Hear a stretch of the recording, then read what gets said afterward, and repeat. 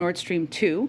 We can come back to that, but that is an additional step today. And also on banks, in the announcement we made yesterday, what we did was we used our most powerful sanctions tool to target two major state-owned Russian banks for the first time. That is the significance.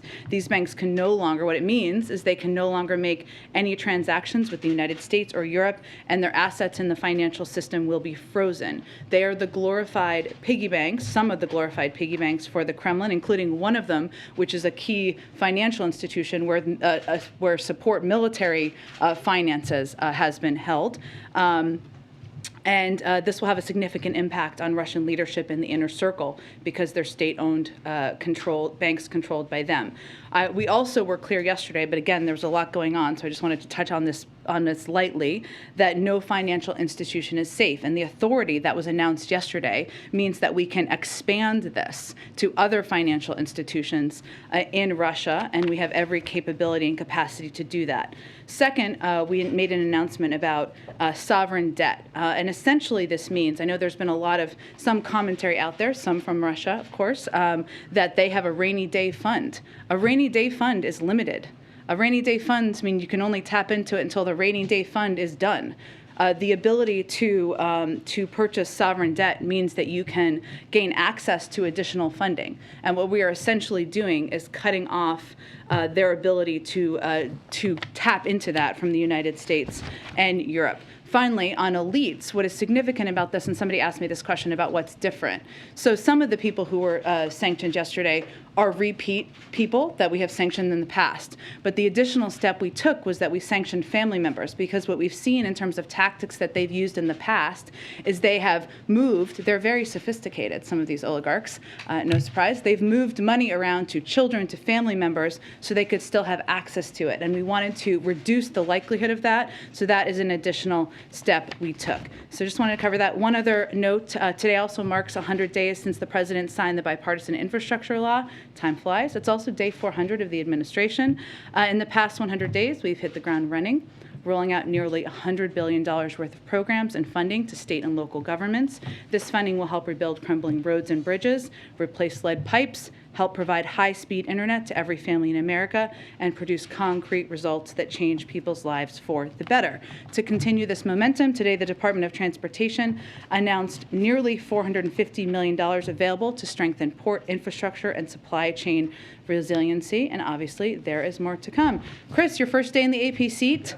Welcome to the front of the room. No pressure. So a few questions about Ukraine. First, talk about the impact of the economy on Russia. Ukraine is also feeling a lot of economic pain right now.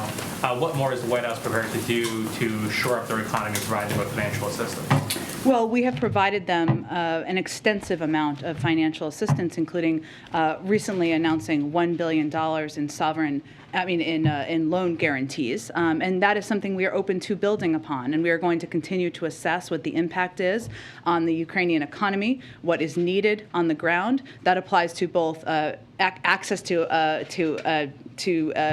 economic assistance as well as humanitarian assistance. So I don't have anything to announce today, but we will continue to be a large provider and supporter of financial and economic assistance to Ukraine. A new AP poll found that only 26% of Americans want the U.S. to play a major role in this crisis. Given that this could increase costs on Americans, gas prices, other economic ripples, has the White House done enough to prepare Americans for what the U.S. role could be and what impact it could be on their lives? Well, this is very important to the president personally. It's why he gave delivered the remarks he did last week, and why he has spoken several times to provide updates to the American people over the last couple of days.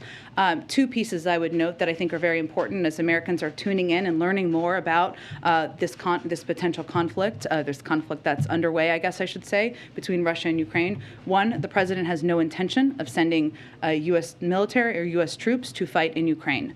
It is hard to know, because I don't think it was in your poll, how people assess what major involvement means, but that has not changed in terms of the president's view and his approach. Second is he is going to do everything he can to reduce the impact on energy costs for the American people. And that means engaging closely with partners around the world. It means considering a range of options that are all on the table to reduce the impact on the oil markets. And that is what would impact energy costs. But the last thing I would say is that the President and the White House, we make national security decisions based on what's best for our country's national security, not on the latest polling. And if you step back, what hopefully the American people will see and have seen is that while Russia has sought to divide our allies and the American people, the President has sought to revitalize our partnerships and alliances and unite our country. He's standing up for our national security interests and bedrock democratic values against the aggression of a dictator threatening to further invade a sovereign country. That's why he's doing what he's doing. So we're less focused on the politics of Ukraine and more focused on preventing a war. The other question I had was yesterday, the administration said the goal of the sanctions is to prevent and deter a wider invasion of Ukraine. If Russia does attack, as U.S. officials are warning that they're imminently prepared to do, does that mean that strategy has failed? Well, I would say as we look at it, we're focused on accomplishing two things. One is implementing serious costs for the actions that have already been taken. So the actions in the Donbass, and we've taken steps beyond what we did in 2014, which obviously I just outlined at the beginning of the briefing. Second, yes, deterrence is part of our objective. If he goes further, we will go further. We have a range of tools at our disposal. I mentioned some of the potential financial steps we could take that could impact financial institutions. That is very significant and could have a very significant impact. But we have far more options beyond that, including export controls. And what export control steps would mean, Russia, as President Putin looks to the future of Russia, there is a lot of access to different industries, technologies that he needs and would rely on in order for the economy to grow and flourish in the future, whether it's AI, whether it's other technological sectors, biotech, semiconductors, a term we've used a lot in here. And what this would do would essentially cut off access to that. That would also be a significant step. So point is, we have more steps we can take, and we're going to continue to apply those if he escalates. Thanks, Jen. Given the possibility that an attack seems particularly high today, can you walk us through how the president is spending his day, how his security team is spending the day, if they're doing anything in these what could be these final hours before an attack, if that's the case? Well, I've seen the reporting on this, but let me be very clear. We have been saying for days that Russian military forces are in an attack position. That has not changed. They are capable of operationalizing at any point in time. We are in constant contact with the Ukrainians about their positioning, about their capacity and capabilities. We're not predicting a day, a moment, or an hour. That has been our assessment and what we've been communicating with the Ukrainians for some time now. Let me tell you, though, something else that we're also seeing or assessing right now. We believe, obviously, we've laid out a game plan that we believe that President Putin has been implementing over the course of the last several weeks, if not longer. It's clear, and what our assessment is that President Putin did not expect the United States to have the level of information that we have, did not expect us to put out this amount of information that we have put out, did not expect the global community to be as unified, including in how unified the global community was in putting out the sanctions yesterday. And what we're seeing now, our assessment is that he is improvising, adapting, and we're having to respond and adapt his own actions to as we are responding to him.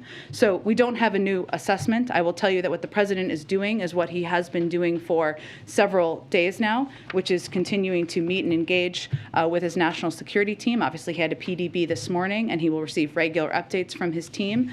He will continue to engage closely with partners and allies, something that he has been doing for several days now. But that is the continuation of what our engagement has been. Given that we could be looking at an imminent attack, is there anything this White House, this president, believes he can do to stop it? Well, I think what's important to note here is we have been saying imminent for days now. And what I'm conveying to you is that we're also seeing adjustments by President Putin or the need to adapt in response to what our actions and what our response has been.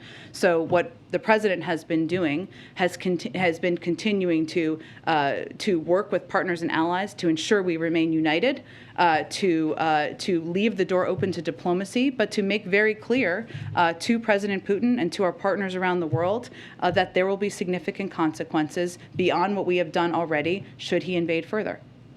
Go ahead, Jen. Jen, what's the next trigger point for new sanctions? Obviously, yesterday's was the start of the invasion.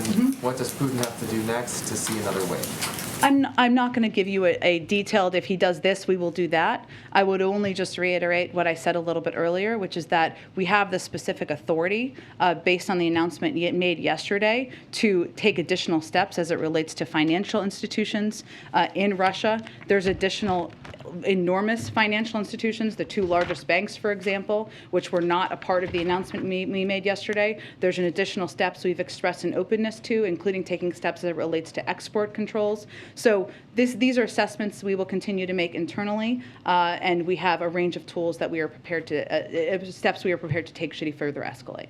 On Monday, when President Putin made clear that he was sending troops into those two breakaway regions, the White House initially said that does not constitute an invasion because Russia already has troops there. This is just more overt. The next day, President Biden came out and said, this is the start of invasion. What happened overnight? What changed to lead to that change in rhetoric?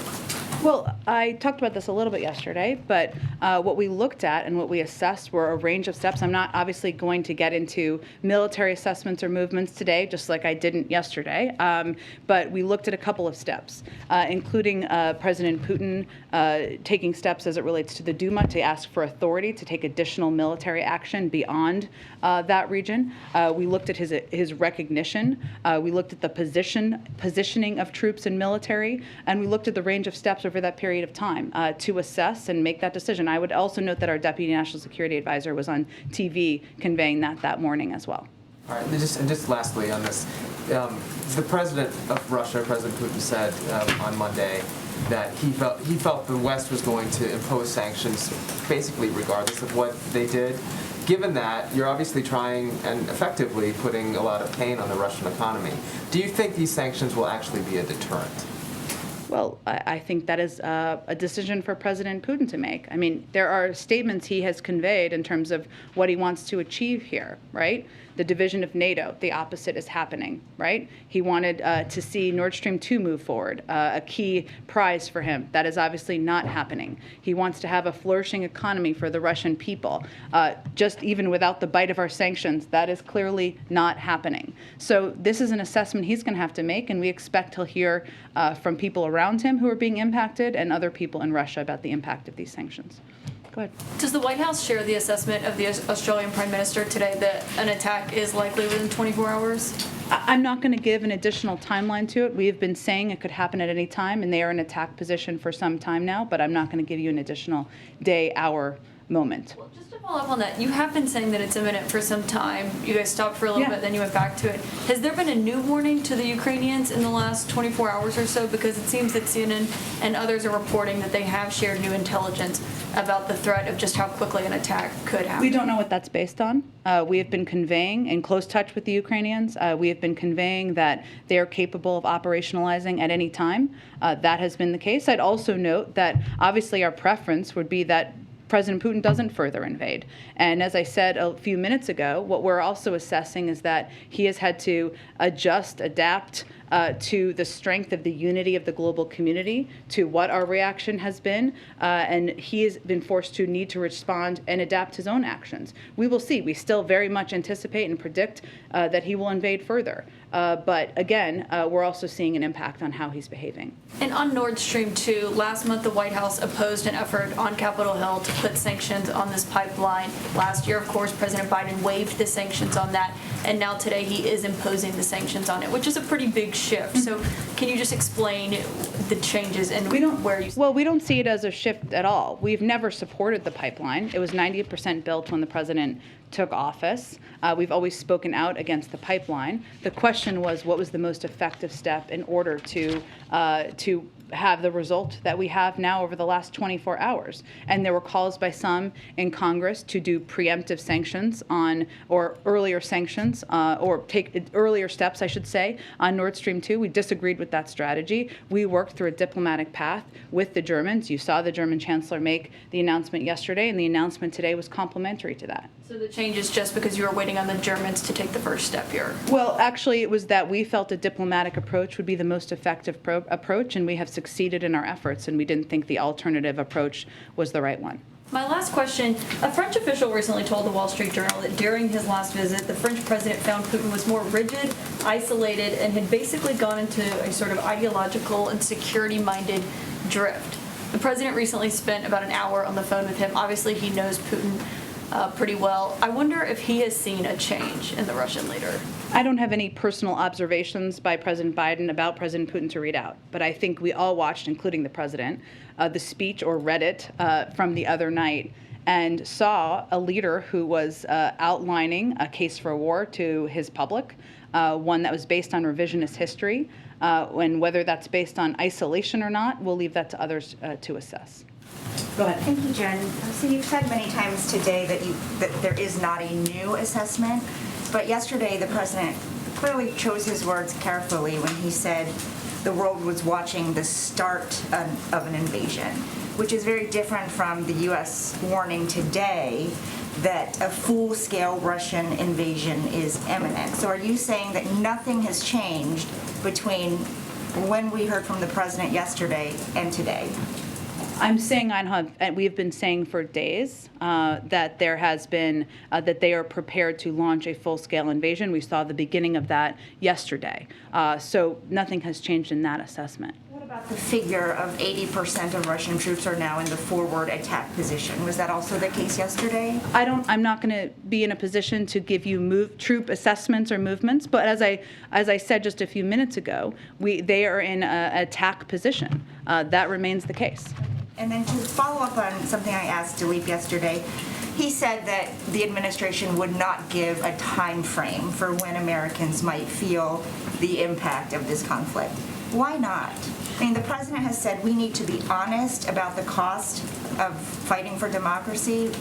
Can you share anything about a time frame, a range? Should people be saving money? Well, I think there's been a little confusion about this because, one, the sanctions that we announced yesterday will not have an impact on the American people. They will have an impact on the Russian elite, on financial institutions, on individuals who are trying to use those institutions to engage with Western banks, including President Putin and his inner circle. What we're seeing in the markets is an anticipation of a further invasion by President Putin. And what we're trying to do and focus on is take every step we can, working around the world with our counterparts and partners to minimize the impact on the global energy market. So that's what we're working on. We're working on minimizing that, but there is not an impact from the sanctions we've announced on the American public. It really depends in part on what President Putin does in many regards. And finally, is one of those options